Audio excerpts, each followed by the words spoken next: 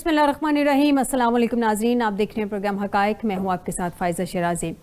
नाज़रीन, इस वक्त सूरत हाल ये है कि हुकूमत को, हमारी जो मौजूदा हुकूमत है उसको वजाहत देनी पड़ गई है और ये वजाहत किसी दूसरे वाक़े की वजह से सामने नहीं आई है। ये 24 नवंबर एहतजाज के हवाले से वजाहत सामने आई है, जो 26 को हुआ उसके हवाले से हुकूमत ने ये वजाहत दी है। नाज़रीन, ये वजाहत आई है नायब वज़ीर आज़म इसहाक़ डार साहब की जानिब से और उन्होंने कहा है कि मुज़ाहिरीन को दारुल हुकूमत में खुली छूट देने के मुतामिल नहीं हो सकते थे।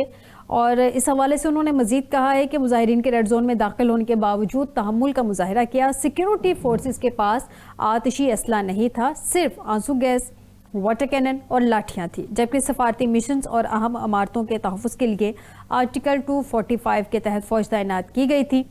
मज़ीद उन्होंने कहा कि बदकिस्मती से बहुत उभाम फैल गया, इसलिए हुकूमत को वजाहत करना पड़ रही है। सोशल मीडिया को भी उन्होंने तनकीद का निशाना बनाया कि उस पर फेक न्यूज़ आती है। नाज़रीन, सोशल मीडिया पे फेक न्यूज़ आती है, इसमें कोई डाउट नहीं है, लेकिन सोशल मीडिया बाज़ दफ़ा बहुत सारी चीज़ें दिखा भी देता है।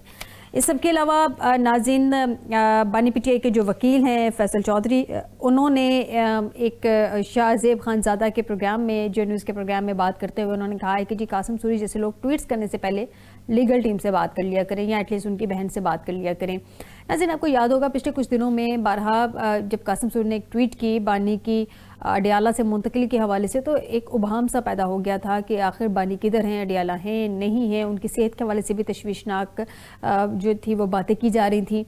लेकिन बहरहाल जब बैरिस्टर गौहर की मुलाकात हुई, उनके बाद अलीमा बीबी की भी मुलाकात हुई, तो ये सारे शुकूक व शुबहात जो थे ये क्लियर हो गए। तो पार्टी के अंदर से इस तरह का उभाम क्यों फैलाया जाता है? नाज़रीन, मुल्क की ताज़ा तरीन जो सूरत हाल है उस सब पे बात करेंगे आज के प्रोग्राम में। आपको बताते चलें कि हमें स्टूडियो में ज्वाइन किया है मियाँ हबीब साहब हैं, सीनियर एनालिस्ट हैं। बहुत शुक्रिया मियाँ हबीब साहब आपका हमें ज्वाइन करने के लिए। इनके अलावा हमें ज्वाइन कर चुके हैं राजा खुर्रम नवाज साहब, PMLN से इनका ताल्लुक है, मेंबर कौमी असम्बली हैं। बहुत शुक्रिया राजा साहब आपका भी हमें ज्वाइन करने के लिए। मुकीम अहमद साहब हमें लंदन से सीनियर सहाफ़ी, सीनियर एनालिस्ट ज्वाइन कर चुके हैं। बहुत शुक्रिया मुकीम साहब आपका भी हमें ज्वाइन करने के लिए। सबसे पहले तो जान लेते हैं राजा खुर्रम नवाज साहब से। राजा साहब, ये बताइएगा, ये जो हुकूमत को आज वजाहत देनी पड़ गई है, मतलब हुकूमत को ठीक है फेक न्यूज़ होती हैं, सोशल मीडिया फैलाता भी है, और जब तक उस ख़बर की कंफर्मेशन ना हो सोशल मीडिया की किसी बात पे एतबार नहीं करना चाहिए। लेकिन हुकूमत को ये वजाहत क्यों देनी पड़ गई जो 24 से लेकर 26 के दरमियान हुआ उस सब की? सबसे पहले तो आपका शुक्रिया जी। दूसरा, आपने क्वेश्चन किया कि हुकूमत को वजाहत क्यों देनी पड़। देखें, इस वक्त जो पूरे मुल्क के अंदर जो सूरत हाल है उसके लिए, और ख़ास तौर पे 26 और 24 से लेके 26 के हवाले से जो कुछ भी फेक न्यूज़ फैलाई जा रही है, तो उस फेक न्यूज़ को देखते हुए तो फिर हुकूमत वक्त का ये फ़र्ज़ बनता है कि लोगों को हक़ाइक़ से आगाह करे। और हक़ाइक़ ये हैं कि देखें, इस्लामाबाद हाई कोर्ट ने भी एक ऑर्डर पास किया था और उसके बाद ये भी कहा गया कि शहर के बाहर कोई जगह दी जाए, और ये भी PTI के जितने भी प्रोटेस्टर्स थे उनको ये कहा गया कि आप संजानी में कर लें। पेशावर मोड़ के लिए भी एक जगह थी, उसके लिए भी बातचीत हुई, लेकिन वो इसके ऊपर राजी नहीं हुए। देखें, पॉलिटिक्स के अंदर जब आप पॉलिटिक्स कर रहे हैं तो आपका ये हुकूमत कोई भी हो वो कभी भी नहीं रोकती पुरअमन प्रोटेस्ट करने से। लेकिन जब पेशावर से ये दूसरी तीसरी दफ़ा है कि जब भी लोग निकलते हैं तो आपके सामने सारे सोशल मीडिया भरा हुआ है कि वो किस तरीके से जो हमारी लॉ एनफोर्समेंट की एजेंसीज हैं उनके साथ उनका टकराव होता है, वो किस तरीके से हमारे जो लॉ एनफोर्समेंट एजेंसीज के लोग हैं उनसे वो लड़ाई करते हैं, वो जो रुकावटें खड़ी की जाती हैं उनको तोड़ते हैं। लेकिन राजा साहब अगर मुझे थोड़ा सा सवाल करने की इजाज़त दें, अगर थोड़ा सा मेरा पॉइंट साथ ऐड कर लें, दोनों का इकट्ठा जवाब दे दीजिएगा। राजा साहब, प्रोटेस्ट करना चले एक अलग बात है, लेकिन जो जमहूरी माशरे होते हैं वहाँ पे ये बारहा कहा जा रहा है कि जी एहतजाज करने की इजाज़त होती है, पुरअमन एहतजाज करने की, अपना जो मौक़िफ़ है वो गवर्नमेंट के सामने रखने के लिए आवाम सड़कों पर निकलती है, लेकिन पुरअमन तरीके से। आप लोग जब भी इस तरह का कोई वाक़या होता है या कोई जलसा जुलूस होना होता है तो सर आप लोग पहले ही पूरे इस्लामाबाद को बंद कर देते हैं या पूरे मुल्क को बंद कर देते हैं? सर इतना तो खर्चा उस प्रोटेस्ट को रोकने में नहीं होता जितना खर्चा आप लोग मुल्क को बंद करने पे लगा देते हैं।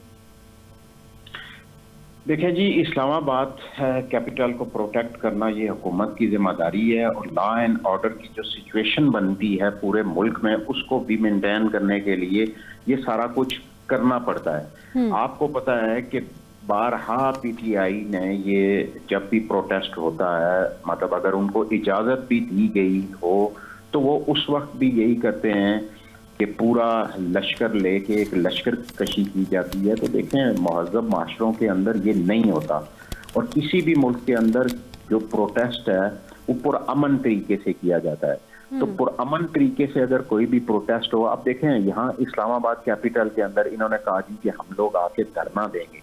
क्या इस्लामाबाद के शहरियों को के हकूक नहीं है? क्या इस्लामाबाद के जो यहाँ पे जो बिजनेस कम्युनिटी है जो उसका नुकसान होता है वो उनके हकूक नहीं है? देखिए, प्रोटेस्ट करने के लिए अगर उनको खुली जगह एक संज्ञानी में कहा गया, पेशावर मोड़ के साथ एक ग्राउंड है उधर कहा गया, तो उनका काम बनता है कि वहां पे वो आए, पुरअमन तरीके से अपना प्रोटेस्ट करें और अपने प्रोटेस्ट को रजिस्टर्ड कराएं और वापस जाएं। लेकिन ये तो एक जो धरने वाली, आपको पता है, बैठना और एक धरना देना, इससे तो मसाइल हल नहीं होते, और पॉलिटिकल लोग इंतहा के ऊपर नहीं जाते होते, वो मुज़ाकरात के दरवाजे खुले रखते हैं। और देखें अब क्या हुआ, अब उन्होंने एक प्रोटेस्ट मतलब फाइनल कॉल दी और ये लोग आ गए टी चौक में। टी चौक से आगे कहाँ जाना था? तो उन्होंने अपने जितने भी उनके, अगर कहीं मुज़ाकरात हो रहे थे, कोई बातचीत हो रही थी या कोई बातचीत का रास्ता होता है, वो खुद ही उसको बंद कर देते हैं। तो फिर इसका हल क्या है? ठीक है जी, मियाँ साहब से जान लेते हैं।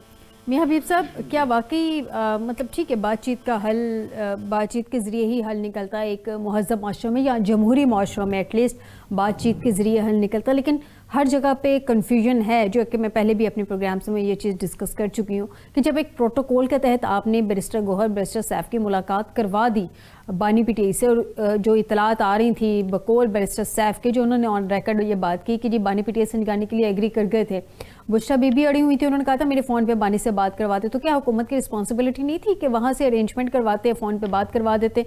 ये तो या तो जेल इंतज़ामिया की रिस्पॉन्सिबिलिटी थी या गवर्नमेंट की रिस्पॉन्सिबिलिटी थी, क्योंकि जो मुलाकातें हैं उनको तो अलाउ नहीं होता कि फ़ोनों पर बाहर बात करवाते फिरे। नहीं, फ़ोन पे तो खैर वैसे भी बात नहीं हो सकती थी, फ़ोन अंदर अलाउ ही नहीं है। लेकिन वो ये कहा जा रहा था ना, अगर प्रोटोकॉल के तहत मुलाकात करवाई थी। देखिए, ये तो सारी मैनेजमेंट है ना। आप तो फिर जो मर्जी, वैसे तो सनसाइट के बाद जो है वो जेल के अंदर किसी की मुलाकात भी नहीं हो सकती, लेकिन रात हमने देखा कि जेल के दरवाजे खुले सुबह 7:30 बजे। लेकिन गवर्नमेंट को ये सूट करता था ना, ये कन्फ्यूजन पैदा करना गवर्नमेंट को सूट करता था। और अगर ये कन्फ्यूजन पैदा ना की जाती, एक तरफ तो उनको कहा जा रहा है कि आप ना आगे जाएं, और दूसरी तरफ जो है वो अबहाम रखा जा रहा है और हलाशेरी दी जा रही है कि नहीं आप पहुंचे, आप लीडर ही तब बनेंगी जब आप वहां तक पहुंचेंगी। तो वो ये सारी चीजें जो है ना ये मैनेज की जाती हैं, दिखाने के लिए कुछ और होता है और करने के लिए कुछ चीजें और होती हैं। आप यहां से अंदाजा लगाएं कि आप पूरी रियासत की मशीनरी से जिससे भी पूछें कि इस्लामाबाद में क्या हुआ था, वो कहते कुछ भी नहीं हुआ। अच्छा, वो वहाँ 200-250 गाड़ियाँ जो हैं वो पुलिस ने कब्जे में ली हैं, लेकिन वहाँ का माहौल जो है अभी तक टेंस है। इस्लामाबाद के शहरी जो हैं वो अगर उनसे पूछा जाए तो एक अजीब किसी माहौल में अफसरदगी है। वहाँ के हॉस्पिटल्स जो हैं वो उस तरीके से अभी नॉर्मलाइज नहीं हुए। वहाँ के स्टाफ जो है, डॉक्टर हैं, नर्सेज हैं, पैरामेडिकल स्टाफ है, तो जिससे भी आप पूछें वहाँ एक अजीब से खौफ की सी फ़ज़ा है। लेकिन अगर आप हुक्मरानों से पूछें या किसी हुकूमती मशीनरी से पूछें, वो कहते हैं कुछ भी नहीं हुआ। अच्छा, ये सारी चीज़ें जो है ना, देखें ये चीज़ें जो छुपाई जाती हैं ना, उसका फिर असर किसी और तरीके से पड़ता है। वो फिर सोशल मीडिया में क्यास से आराइयाँ जो हैं वो जन्म लेती हैं। तो अगर ये जो मीडिया है, रेगुलर मीडिया है, उनको प्रिंट मीडिया है, इलेक्ट्रॉनिक मीडिया है, उनको ये असल हकायक बताएं, तो मेरा ख्याल है कि ये क्या सराइयाँ कभी पैदा ना हो। और फिर उसके बाद आप अगर देखें कि ऑपरेशन आपने कर लिया, ठीक है, अगर नागजीर था आपने कर लिया, लेकिन उसके बाद लोगों को हकायक तक रसाई तो दें। कोई आप देखें कि कोई ट्रुथ कमीशन ही बना दें, आप कहें कि जी अच्छा आपको अगर कोई अबहाम है तो हम ये ट्रुथ कमीशन बना देते हैं, ये इसमें कमीशन की डिमांड की जा रही है। आप इसमें आप भी अपने सबूत लेकर आए, हम भी अपने सबूत देते हैं, और जो ये फैसला करेगा वो दूध का दूध और पानी का पानी हो जाएगा। लेकिन हर चीज छुपाई जा रही है, ये जो छुपाने वाला अमर है ना, इसकी वजह से कंफ्यूजन हो रही है। लेकिन देखें बात यह है कि आज के तकाजे ना कुछ और हैं, जमहूरी रवैये कुछ और होते हैं। आज ताकत के बलबोते पर जो है आप ना तो अवाम का मैंडेट तस्लीम करने के लिए तैयार हैं, ना आप जो है वो पब्लिक का जो एहतजाज है वो कबूल करने के लिए तैयार हैं। तो फिर उसके बाद फिर क्या रास्ता निकल जाता है, फिर वो तशद्दुद की तरफ चीज़ें जाती हैं। दुनिया में जो है ना वो बड़े महज़्ज़ब तरीके से लोग जो है एहतजाज करते हैं, और फिर उस पर जो है हुकूमतें जो हिल जाती हैं। इतनी बड़ी तादाद में लोगों का एक देखें ना, लोगों को मुतमिन करना हुकूमत का काम है। तो इतनी बड़ी तादाद में अगर लोगों में एक रिजेंटमेंट है तो उसका हुकूमत को जो है उनको मुतमिन करना चाहिए, जवाब देना चाहिए। और अगर लोग जो है वो बाहर निकल के आके कोई तकाजा करते हैं तो उसमें आप अपने जस्टिस सिस्टम के जरिए से लोगों को इंसाफ दें और उनके मामला जो हैं उनको हल करें। जब आप किसी के मामला हल करने की बजाय उसको ताकत से दबाने की कोशिश करते हैं तो फिर उसके साइड इफेक्ट्स तो होंगे, और वो एक मुल्क में अफरा तफरी की सूरत में, मुल्क में लाकानूनियत की सूरत में, मुल्क में पुरतशद्दद कार्रवाइयों की सूरत में उसके असरात हम पर मरतब हो रहे हैं। बिल्कुल ठीक, आपको पॉइंट आ गया। मुकीम अहमद से भी जान लेते हैं। मुकीम साहब, हुकूमत को वजाहत देनी पड़ गई है। सर जो कुछ हुआ, ज़ाहिर सी बात है गवर्नमेंट को अपना जो पॉइंट ऑफ व्यू है वो भी सामने रखना है, जिनके साथ हुआ वो भी अपना पॉइंट ऑफ व्यू सामने रख रहे हैं, लेकिन हुकूमतों को वजाहतें देने की नौबत कब आती है सर?